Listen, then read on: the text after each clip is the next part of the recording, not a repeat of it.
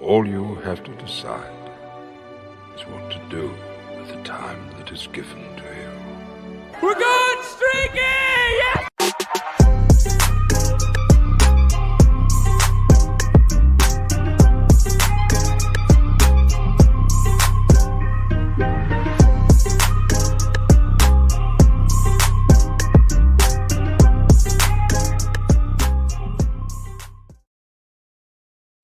What's happening, guys? Happy Thursday, I guess. Bonus show here at the Dynasty WarZone, the People's Dynasty podcast. This one streaming live on our YouTube channel, the Dynasty WarZone YouTube channel. Tonight's show, I am going to do this for the first time, I believe, on the public airwaves. I did this a while back on our Patreon podcast. It is what I've entitled The Fundamental Theorem of Dynasty Fantasy Football.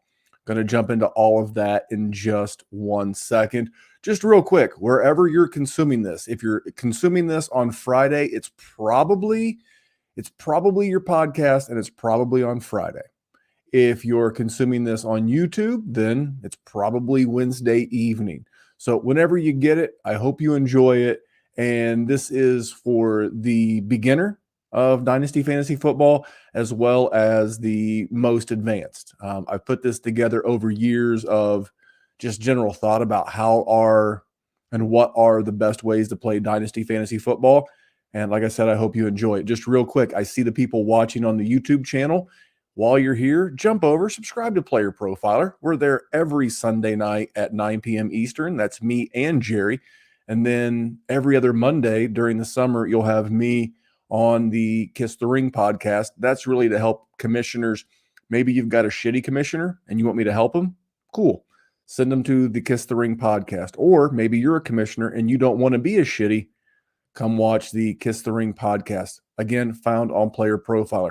The podcast, the bonus podcast, and all the other podcasts from the Dynasty WarZone, whether that's the Rookie Rundown with Dallas, the Dynasty War Games with Chad, Jesse, and Mike, those are only found on the Dynasty WarZone channel that you get your normal podcast.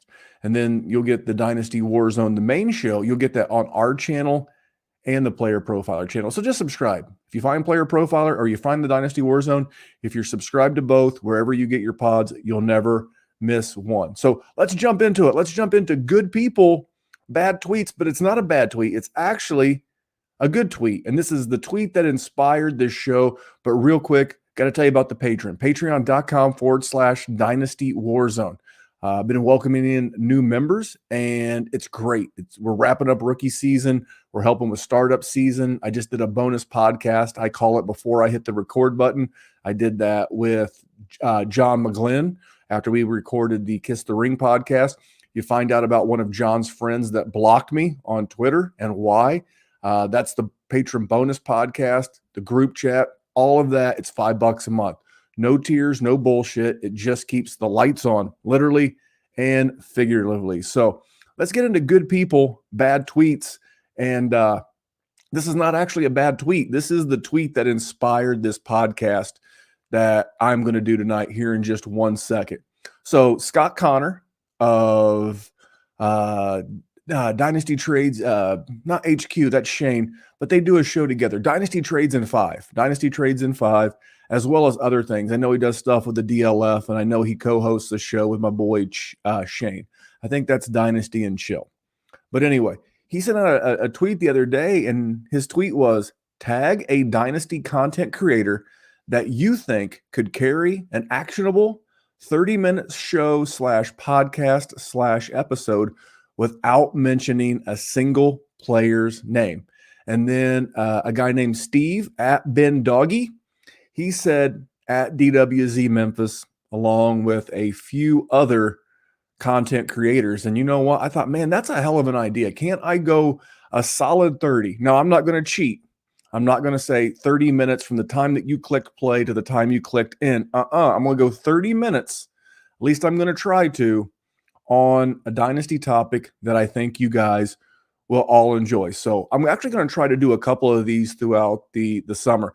Probably not going to be a bonus show next week. I'll be in Iowa. My son's playing baseball at the Field of Dreams. So If I can do one, I'll probably have time, but it may be like one I have to record with my AirPods in my phone. So if you get one, please forgive the audio quality next week, and I'll see what I can get done from the cornfields of Iowa. So if you're ready and you're not driving a car, you can hit the timer on your phone, the stopwatch, and let's see if I can do 30 minutes without mentioning a single solitary player starting now. All right, so the fundamental theorem of Dynasty fantasy football. And like all theorems, now I know what you're thinking. When you hear the word theorem, you think of all the great philosophers and really, really smart people of the world. And you're probably thinking to yourself, you know what? I bet that son of a bitch Memphis has got a good theorem or two. I don't know if it's good, but it's something that I definitely believe in. There's a ton of mathematical theorems, but I'm going to do a dynasty theorem. And this is what it states to me. This is as I've written it. Now, I'm going to be very transparent. I've created a lot of this based off of David Skalansky's The Fundamental Theorem of Poker. I think poker and the game of dynasty fantasy football have a lot of parallels. And the biggest one that I can see is expected value, EV, expected value. But that's where the genesis of this comes from. But I'm just going to read you the way that I've written it for fantasy football. And for me, the fundamental theorem of dynasty fantasy football states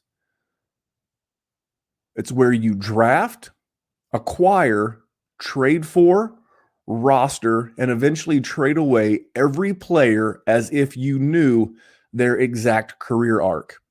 Now, what does that mean? Every time you handle a player differently from the way you would if you knew that player's career arc, then your league gains. Now, I'm going to stop there for a second. So first of all, you have to have some deductive reasoning, and we're going to get into that more here in just a second. But if you think about that for a second. If you've been playing Dynasty for 3 years, 5 years, 8 years, a decade, 20 years, whatever it is, if you've always handled every player in a way that you knew exactly how their career was going to go from the day they got drafted to the NFL until the day they retired, and if you handled that player by trading for them, drafting them, acquiring them on your roster perfectly, then you win. Every time you handle a player the same way you would have if you knew that player's career arc. So if you handle that player perfectly, then your league loses. So every time you do it right, every time from draft to retirement, every time you handle that player perfectly, you win. When you don't handle it perfectly, your league mates win. Now, conversely, every time your league mates handle their players differently from the way they would have if they knew that player's career arc, then you gain. So basically, when your league mates make mistakes, if they had that perfect information, then you gain. And every time your league mates handle a player correctly from draft until retirement, then you lose. So again, it's all that you're doing this as if you had the answers to the test. For you movie buffs and Back to the Future fans, it's like Biff. Biff had the Gambler's Almanac or whatever it was, and he was able to go back and bet on every sporting event because he had all the answers right there in his hand. It's the same thing. It's imagining being able to go forward in a time machine 10 years and getting the absolute perfect results for every player going back 10 years. So that's what it means. If you play it absolutely perfectly. So I'm going to break this down into some more manageable chunks for you. So the fundamental theorem is stated in common language, but its formulation is all based on deductive reasoning. You may want to Google that one, but deductive reasoning.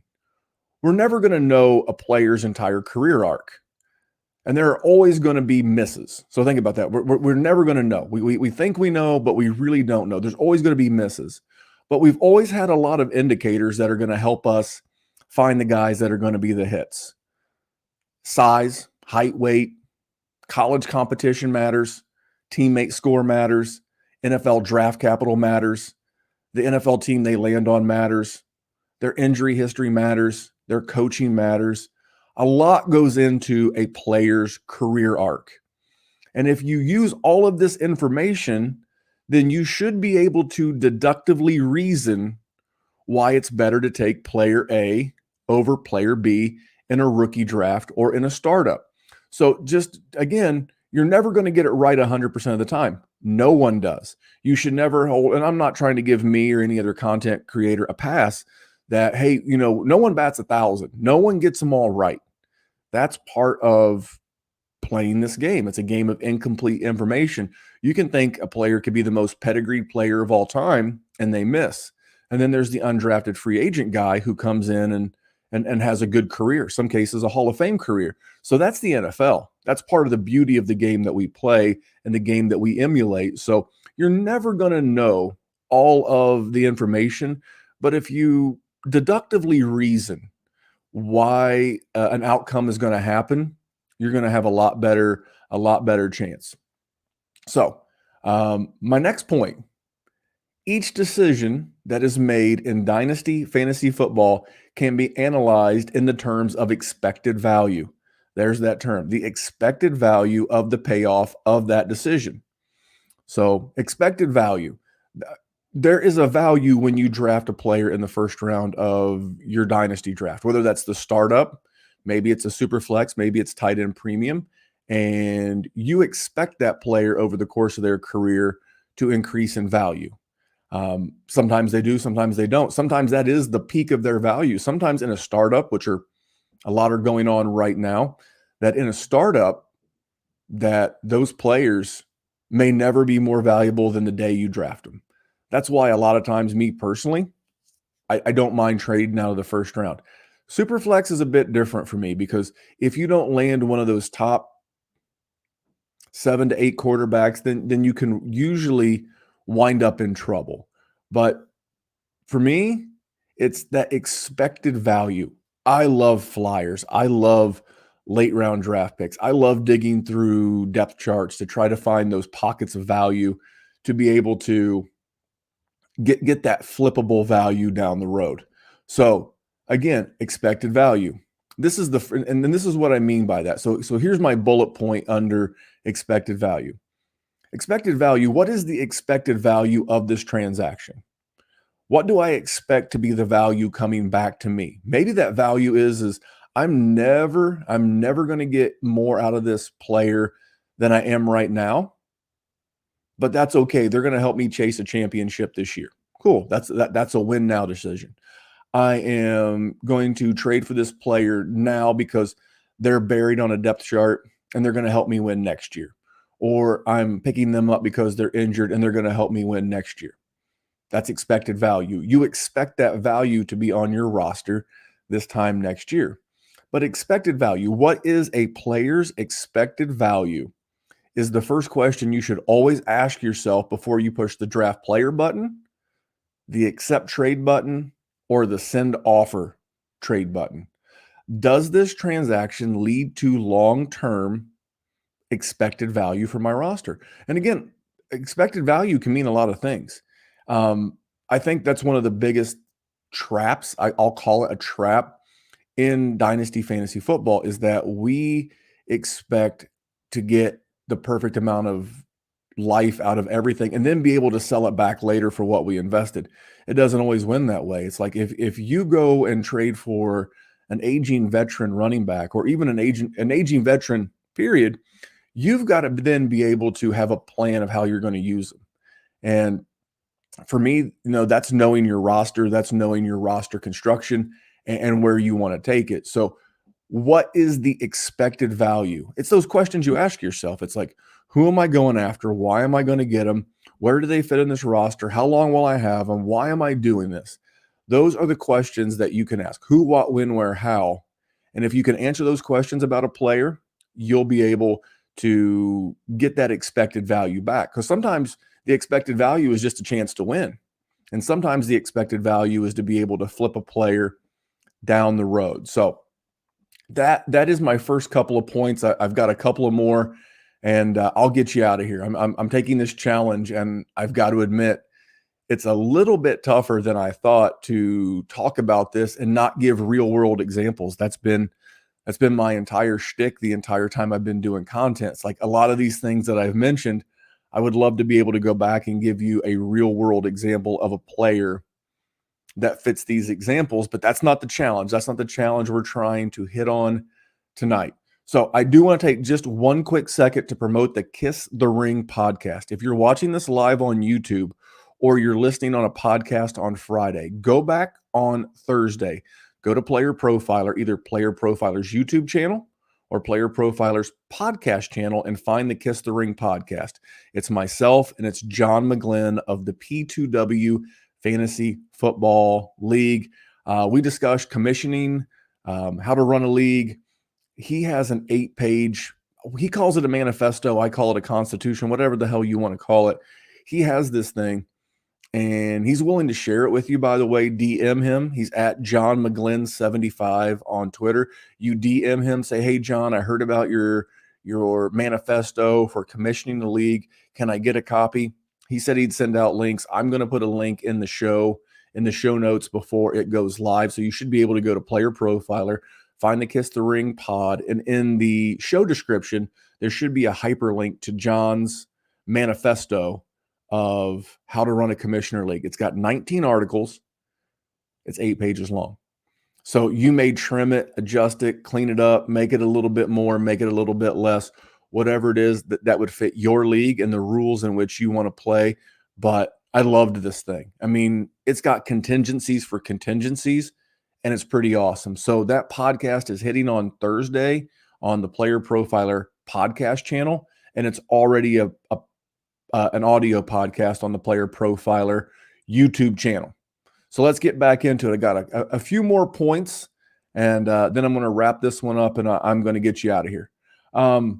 My next point is, if a dynasty player could see all of their players' career outcomes, they would always be able to calculate the correct decision with absolute certainty. And the less they deviate from the correct decisions, the better the long-term results would be. Now this one seems very simple, but we screw it up all the time. And I saw a tweet the other day, and I'm not going to name the players and I'm not going to name the analysts because we're already past good people, bad tweets. But this analyst is a friend, by the way, was telling the world to trade a known commodity wide receiver going into his second year because, quote unquote, he will never be going higher. Now, to me, this is backwards. So you have an asset, a known producer, produced as a rookie, and our thought process is to trade this player who's got name cachet. And remember, part of the value in Dynasty is not just the points they put in your roster. That's the value in season. The name cachet, the football helmet they wore in college, all of these things matter in the Dynasty space. So what was his point in selling this player? Again, to me, this is a backwards mindset. You have the thing. You know this. We've been through this.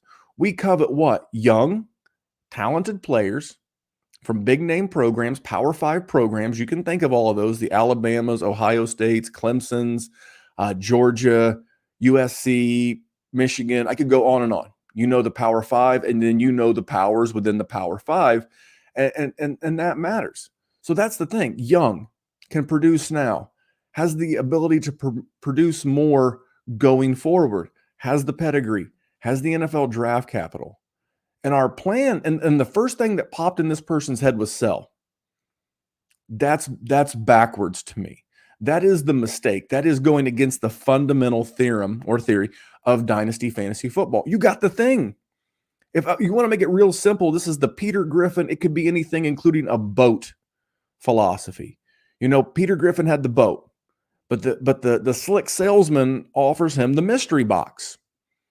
And you know, Peter's like, you know, I'm going to take this deal. And his wife's like, you shouldn't do it. He's like, but Lois, it could be anything, even a boat. And that's the problem. We want to trade away the thing. We have the thing right here in our hands. We know it's going to remain valuable. We know the upside for that thing to continue to be good. And our thought is because it's currently valuable, our thought is to trade it. This is the incorrect mindset, and this is the mistake that's hard to undo, because once you let go of a premium asset, it's hard to get it back without a massive overpay. And that's, again, going against the fundamental theory of dynasty fantasy football. Once you have the thing, once you have a top 5 running back or a top 5 wide receiver, and you see that player's career arc, again, deductive reasoning. Don't just assume that, well, it's the top of the mark. Think about who's the 101 right now in a 1 QB. A couple of guys come to mind. Well, they're never going to get any higher. They're never going to get any more valuable. Should we run out and sell them? I don't think so. I think that goes against what we're trying to do. And my last point, this is certainly true. This next statement is certainly true with picks, like rookie picks or startup picks, but it is the most critical when making these decisions with players already in the league. All right. Again, I'll use my wide receiver going into year 2. Power 5 conference. Maybe could get 8 to 10 years out of this guy of potential greatness. And we're trying to get that off our team. Doesn't make sense. So to wrap it up, deviating from your educated belief on a player and their career arc will be the biggest thing you do that can set your roster back and not allow your team to get where it wants it to be. Once you've got a coveted piece, you don't trade it for the mystery box. You don't trade your boat for a box that could have a boat in it. You've got the thing. Your goal is like, I've locked this up. I used to call these guys tentpole players. So once, if you're in a super flex, maybe you want to get a QB or 2. If it's a super flex tight end premium, maybe you want to get a QB and a tight end. And think about a tentpole. We've all got them, right? Those gazebos. I mean, I mentioned my son's baseball game. I'll be sitting under one this weekend and every Sunday and, every weekend through July. And we pop them up. They're the easy up canopies, and they got 4 legs, right? Think about those 4 legs as it relates to your dynasty team, whether you're doing a startup, acquiring rookies, whatever. You got to have all 4 legs, and that's the base of your tent or your gazebo. Now, I could go back to Dick's and I could buy a wind curtain. Maybe that's a rookie pick in next year's draft. I could add a mesh screen. Maybe that's trading for a veteran. I could add some weights at the bottom of the legs. Maybe that's a player off the waiver wire. But I'm not going to go out and trade one of my 4 tent legs to go get the weights, because I've defeated the purpose of having the legs. That's kind of how I see moving these key pieces. It deviates from what we believe to be the core value of dynasty fantasy football. The value in dynasty is made on the margins. It's made on the marginal players. Moving big names, high-level players, high-level producers for high variance picks and high variance players. Think about a guy. There's been plenty of guys last year that broke out. I'm not going to name names. I can't. It's against the challenge. But plenty of guys who broke out last year, suboptimal athletes, had high variance in passing targets or high variance in usage. And we're going to continue to value that player as if they're going to continue that at the pace of like a premium player. I don't think so. I don't think so. I'm not going to give my stable, highly producing, highly valuable player for a rookie pick and a volatile asset somewhere later. It does not make sense to me. I'm all about chasing value, and I'm all about value, but deviating from what is correct is on you. This is the one that I call, and this is how I'm going to wrap this thing up. This is what I call the black belt mentality. Now, there's a great lesson in life out there. It's called the white belt mentality. You should definitely throw that in your Google machine, and I'll do a quick summation of the white belt mentality. It's a mindset amongst martial artists, especially mixed martial artists. The one in the article that I read was George St. Pierre, famous high-level UFC fighter, and he said, I always go into the gym, I always go into train as if I'm a white belt. The white belt being the lowest rank of martial arts. Because to George, if he kept the white belt mentality, he would always be able to be seeking knowledge, no matter how good he got, no matter what belt he actually had. He always treated his training like he was a white belt. It's actually really cool if you're into business concepts. I highly recommend you throw the white belt mentality into the Google machine and read the article. But I believe in the black belt mentality. Now, there's not an official one. I heard this on a podcast a few years ago as it relates to exercise and diet. and the podcast host, his name is Mark Bell. Actually, a pretty cool podcast if you're looking to mix in something besides fantasy football. And they were talking about what they called the black belt mentality. And if you don't know how the belt system works in martial arts, whether it's jujitsu, karate, taekwondo, whatever, think of the martial arts. You see the dudes and the ladies and the white gis, and then they have the belts, various colors. And as you move up in proficiency, they give you a new color belt. So I think you go from white to yellow, and eventually it goes like brown to black. But a black belt is the best. But here's the thing. How do you go from belt to belt to belt? It's a good question. I'm glad you asked. Well, you have to show proficiency. You have to show physical skills. In some cases, you have to do a written test. In some cases, you have to perform the skills in front of masters to show them that you have the skills to perform at the functionality of the next belt. And if you're listening to podcasts like the Dynasty WarZone, like the Sonic Truth, like First Class Fantasy, or anywhere where you get Dynasty and Chill with the guy who inspired this podcast, Charles. If you're listening to podcasts like this, then you're not a Dynasty white belt anymore. You no longer get a pass, at least not for me, as it relates to mistakes that you would make as a Dynasty gamer. See, every year we do this. Every year we learn new lessons. Every year we learn new concepts. Every year we learn new things. And then every year we seem to forget those things. That does not get a pass for me. Because for me, if you've educated yourself to the point to where you know better than to trade high value players for volatile players and picks, that's on you. You don't get to complain to me. It's like, man, I had the 101 and I traded him for a seventh round rookie running back and 2 future firsts. That's on you. You knew better. You knew better than to make that move. Maybe you did, maybe you didn't. But if you did, then you have no one to blame but yourself. That's the black belt mentality. You don't get to make a white belt level, a yellow belt, a blue belt, a brown belt level mistake, and then expect me or the world to feel bad for you because you knew you're a black belt. You're a Dynasty black belt right now, and you're asking for sympathy because you made a rookie mistake. That's on you. Now, sometimes you trade for the juice, and that's going to be my topic. I'm going to try to stretch to 30 minutes the next time that I do one of these. I don't know that I can do it next week while I'm in Iowa at the Field of Dreams, but I'm going to try. I'm going to try to tell you the difference and how to exploit, because it doesn't matter if I tell you these concepts.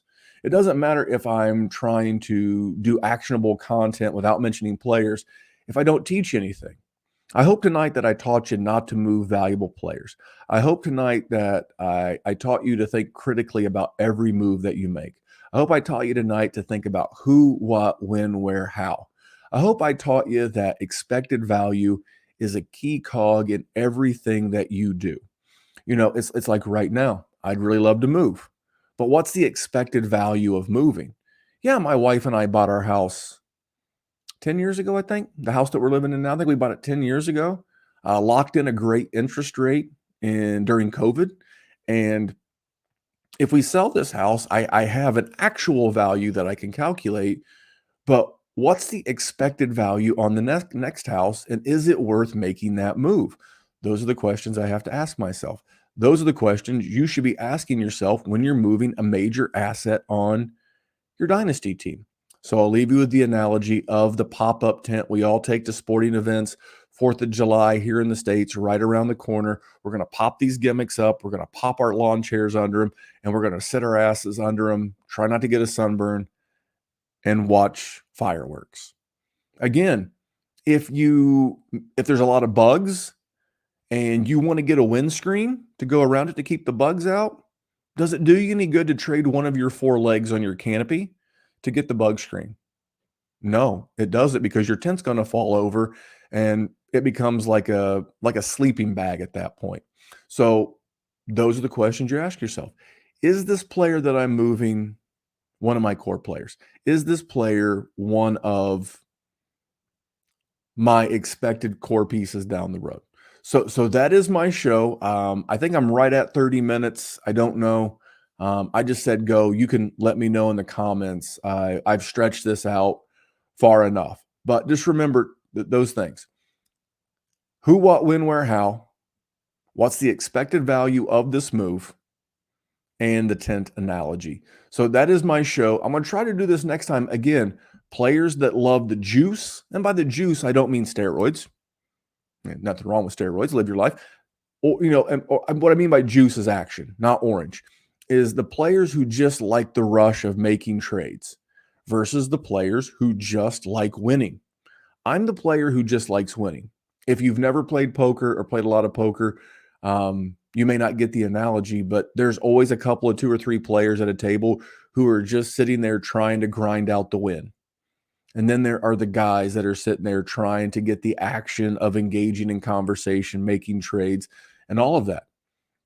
If you're a player who loves the juice, we'll talk about how to shore up some of those areas to keep that from being a negative on your dynasty rosters. And if you're a player who is more about winning the league and not worried about a sexy roster and not worried about being flashy, then we'll talk about how to exploit those players who love the juice. So there it is. I got you a podcast. I did my level best.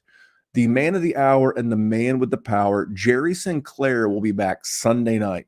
Sunday. And we'll be doing a Win Now Dynasty Trades Targets episode.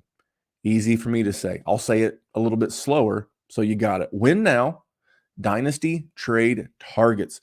So that's what we'll be doing on Sunday. Sunday night, 9 p.m. Eastern, live on the Player Profiler YouTube channel.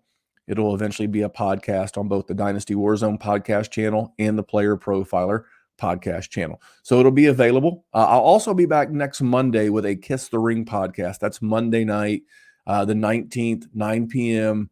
And then it will go back to every other week. We had the little hiccup with John McGlynn and some technical difficulties. That one's in the can. You can go listen to it now everywhere you get podcast or on YouTube. And that's a show. Please don't forget to support us on Patreon, patreon.com/Dynasty WarZone. But if you're not ready to commit at a financial level, that's awesome. I appreciate your download. I appreciate your viewership. Here's what I'll ask you. It's totally free to leave us a review. It's also totally free to subscribe on both audio and on podcast. And it's completely free to comment on these videos. So according to the timer on StreamYard, I made it 33 minutes. 33 minutes. When you chop out the intro and the outro, I probably made it 25 minutes, but it was 30 minutes-ish. And I didn't mention one football player. I did mention George St. Pierre. That's not on me. I had to talk about the white belt mentality. You should Google that. Think about it as a black belt. If you know better, don't make bad decisions. So it was a good decision for you to stop by and visit with me. I appreciate you coming on and hanging out.